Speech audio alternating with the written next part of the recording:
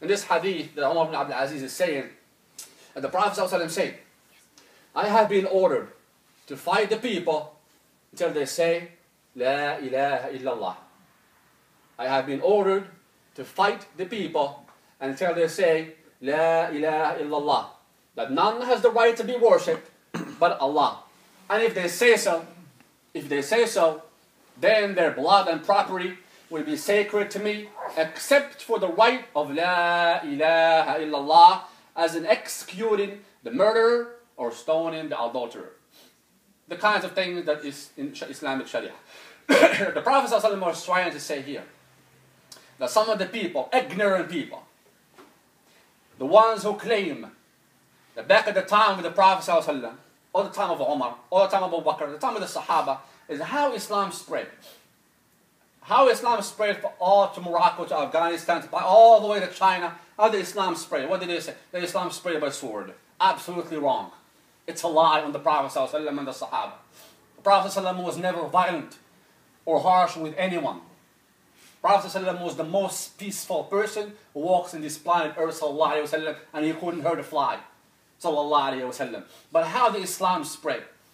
Yes, we heard about the battles, but did the Muslims go and just start killing innocent people? Never. That is not true about the Muslim history. And if you read down about the Muslim history, it's a lie. That's not how the Islam spread. The Prophet ﷺ used to send messengers. Send Ali to Yemen and Mu'ad. And he sent other Sahaba to Sham. And he sent other Sahaba to Rome and Furs. And the Prophet ﷺ write letters. And he never mentioned his name, ﷺ, or say, I'm the messenger of Allah. He says, Muhammad ibn Abdullah, ﷺ, because of his humbleness. Muhammad, the son of Abdullah. From Muhammad, the son of Abdullah, to the empire of the Furs, or the Roman Empire, or the Najashi in Yemen, or every address. And he sent messengers, Aslim Taslim, become a Muslim, and you will be peaceful, or peace will be upon you. Now, if they reject the message from the messengers, that the Prophet ﷺ, he sent Sahaba for da'wah in their land. They do da'wah, or business, or tijara, and they start collecting taxes. If they reject paying the taxes, then they have to be agreeing with each other for the battle. There are many steps. Not just go and start a battle and start fighting each other. That's not how it is. With the exception of two sides. Then that's how Islam spread. Islam never spread with injustice and unfairness. There has to be both agreement from both leaders. That's the point that I wanted to make, so please bother so you can understand it. But Islam was never spread by sword. Very important that we have to understand, and especially if we talk with other people or non-Muslims, how are we going to explain that to them? Somebody comes to you and tell you, oh, the Muslims are fighting people or killing people, Islam spread by sword. How are we going to explain to them if we don't have the knowledge about it? So that's why we have to know these things. Now he said the Prophet ﷺ, that he called to Allah in secret and public. When the Prophet ﷺ was calling in Mecca for 13 years, it was in secret. They were hiding because they weren't powerful. They weren't powerful to go. And even though the oppressors back at that time, they used to stone them and hit them and burn them and even slice them in half. And they stood still. And the Prophet ﷺ still told them, be patient. Be patient. Do not fight them back. Be patient. The sabr. The sabr. That's what the Prophet ﷺ taught them. That is the school of Rasulullah sallallahu alaihi wasallam. قُلْ قَوْلِي هَذَا وَاسْتَغْفِرُ لَكُمْ فَاسْتَغْفِرُوهُ إِنَّهُ هُوَ الْغَفُورُ الرَّحِيمُ.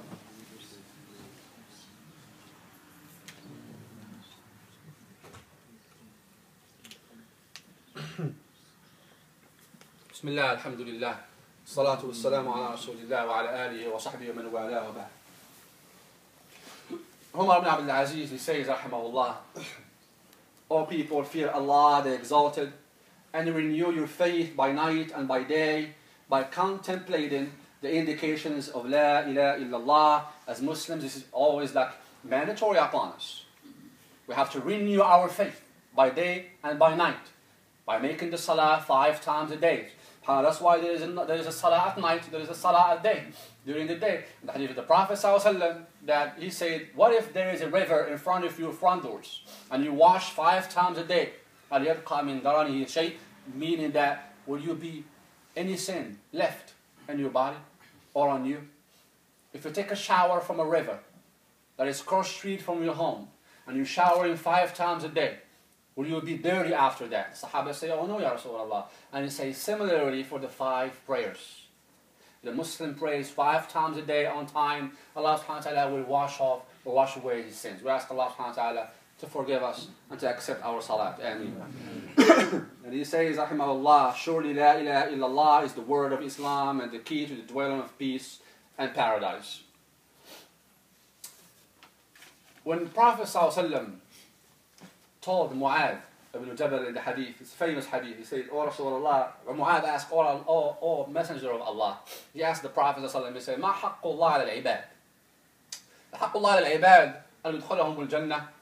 That the Prophet ﷺ, that Mu'adh said, that أن يعبدوه ولا يشركوا به شيئا. Mu'adh asked the Prophet, oh Rasulullah, what Allah subhanahu wa ta'ala is commanding us and ordering us to do, and he says, sallallahu alayhi wa sallam, to worship him and worship him alone.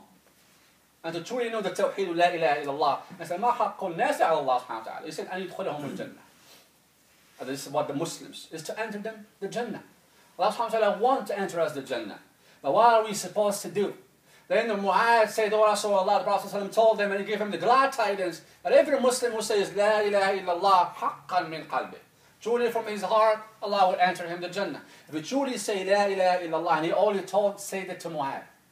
Only said it to Mu'adh. And then when Mu'adh heard this hadith from the Prophet ﷺ, that if every Muslim says La ilaha illallah, truly from his heart, Allah will enter him the Jannah, or the paradise. We ask Allah to enter us the Jannah, to grant us paradise. Mu'adh said, oh Rasulullah, should I go and tell people? Should I go and give the glad tidings to the Muslims? It's a good news.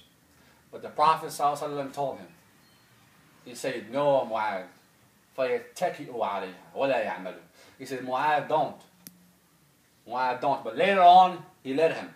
When Mu'adh went to Omar, and it was narrated by Abu Hurairah, and Omar was going to beat up Abu Hurairah for saying this, and to go and say to the people, that say La ilaha illallah, you will enter the Jannah. People will think, we don't have to do anything. We'll just say La ilaha illallah, and we will enter the Jannah. But the Prophet ﷺ told Mu'adh, if you say this to the people, they will not do the actions. They will not do the deeds. They will rely on La ilaha illallah by itself. But you will not understand La ilaha illallah if you don't do the deeds. That's the connections that we have to understand, brothers and sisters. We cannot understand La ilaha illallah. We might know it. Yes, we worship Allah, we're Muslims. Allah is the word, Allah subhanahu wa ta'ala. But who knows the 99 names of Allah and His attributes? And we make dua with the 99 names of Allah. Who knows all 99 names of Allah? And His attributes. That's what we know La ilaha illallah. And who knows what it truly means to trust Allah and seek Allah's trust? What does it truly mean that you know that you cannot commit shirk by swearing rather than Allah? I hear many Muslims, even here in our community, that they swear with other things rather than Allah. I hear it with my own ears. Maybe it's just because of ignorance. And that's why the Prophet said, whomever is swearing, swear by Allah or keep quiet. Many minor things that we think are minor, but they're not minor. The shaitan actually loves these minor things. We think they're minor, or the beard is minor, or wearing the sunnah is minor, or the sister wearing the niqab is minor. These are not minor things, as the ulama have said. That whatever is inside, it shows in the outside. That's how the Sahaba and the Salaf were. That they showed their action to the people, and it's a type of da'wah. It's a type of da'wah. It's never, anything in Islam is never minor. Everything in Islam is serious, and it's usul. It's the foundations. Islam is built on foundations. And there he says, they brought up the ayah of Allah subhanahu wa ta'ala said in the Quran, وَلَا يَمْلِكُ الَّذِينَ يَدْعُونَ مِن دُونِهِ الشَّفَاعَةَ إِلَّا مَنْ شَهِدَ بِالْحَقِّ وَهُمْ يَعْلَمُونَ. He talks about the shafa'ah, and who truly controls the shafa'ah. Not us, not our parents, not even the Messenger sallallahu alayhi wa sallam or the Sahaba. Nobody controls the shafa'ah. Only Allah subhanahu wa ta'ala, the intercession. And he says, and those whom they invoke instead of Him. They invoke instead of Him no power of intercession. Nobody has the power of intercession except Allah subhanahu wa ta'ala, except for those who bear witness to the truth knowingly, believe in the oneness of Allah, and obey His orders. And they know the facts about the oneness of Allah. The true essence of La ilaha illallah entails directing all acts of worship, intentions, and thoughts of Allah alone rather than any other objects than Allah. They asked Hassan al-Basri, rahimahullah, and he said, some people say that those who proclaim La ilaha illallah shall enter paradise. Somebody went to Hassan al-Basri, who was one of the ulama of Basra in Iraq. And the story about Hassan al-Basri, rahimahullah, somebody walked to him and he told him, oh Hassan, there is this scholar in the other city of Baghdad, and he was in Basra. It was a little far away. He's talking against you, and he's insulting you, and he's cursing you, and he's backbiting you. So Hassan al-Basri, he wasn't upset or anything. He was a famous imam. He was the imam of Baghdad, of Iraq. He was the imam of Islam, as a matter of fact, at that time. You know what he did? He packed his luggage, and he traveled on his horse, and he went all the way to where this person lives. I cannot recall if it's Baghdad or another city, a city in Iraq. And he went to him, and he looked at his face. He said, Assalamu alaikum, brother. Are you this person? And he said, this is your name? He said, yes. He said, what were you saying about Hassan al-Basri? He said, Hassan al-Basri is this, Hassan al-Basri is that. He caused fitna. He started insulting him. Whatever negative things you can imagine. Hassan al-Basri, he hugged him. He hugged him. Maybe one of us can punch him in the face or hit him, but him, he hugged him. Or at least we can get angry as a natural instinct in the human being. Somebody's backbiting you, or hurting you, or harming you, or hurting your honor. But him, no. That's the iman and the wisdom of the ulama. He said he hugged him and he shook his hand and he told him, Jazakallahu khair for your hasanat. Jazakallahu khair for your hasanat. Because they think about the investment of the akhirah. Thank you for your good deeds. Because whomever is talking behind you, or backbiting you, or insulting you, or harming you, you are taking his hasanat. You are taking his good deeds. And he is taking your bad deeds. He's taking your evil deeds. So whomever talks about you, or hurts you, don't bother, brothers and sisters. Wallahi, don't bother. Don't harm yourselves, don't get stressed, don't get depressed. وعند الله تجتمع الخصوم. In the day of the judgment, Allah يحكم بينهم يوم القيامة فيما كانوا فيه يختلفون. Allah subhanahu wa ta'ala will judge between them in the day of the judgment for what they used to be differentiated upon. Allah subhanahu wa ta'ala will judge. What did the Prophet say and ask about the one who is bankrupt? Man al-muflis. Who's the one who is bankrupt? Is the one who stole from this person and backbite this person and harm this person. So he will come in the day of the judgment, and each of these guys will take from his good deeds. And we all need good deeds in that day. Who wouldn't? We all need good deeds. So yesterday some people ask, and those proclaim La ilaha illallah should enter the Jannah. So they told him, some people they say, whoever say La ilaha illallah or proclaim La ilaha illallah, it will enter the Jannah. So he said yes. He said yes. For those who proclaim this word, La ilaha illallah, and fulfill its implications and requirements, then saying La ilaha illallah shall enter them into paradise. Those requirements, if you remember, I have mentioned them before. The ulama say there are 7.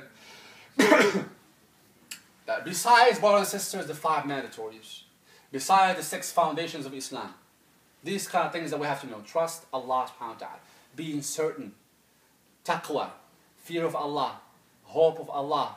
These kind of things. The knowledge in Islam. Mandatory upon us. It's mandatory upon us. The knowledge is mandatory upon us.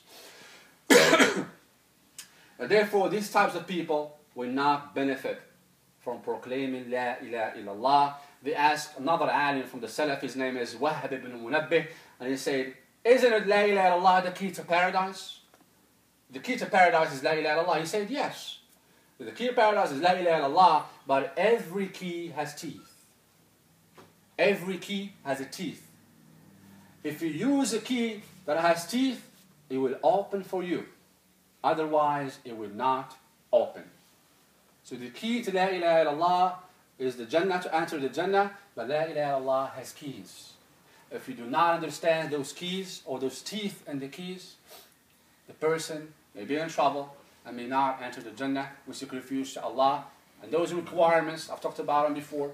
And inshallah, I will always talk about them. I remind you, brothers, because it's really, wallahi, very important to understand what La ilaha illallah means. especially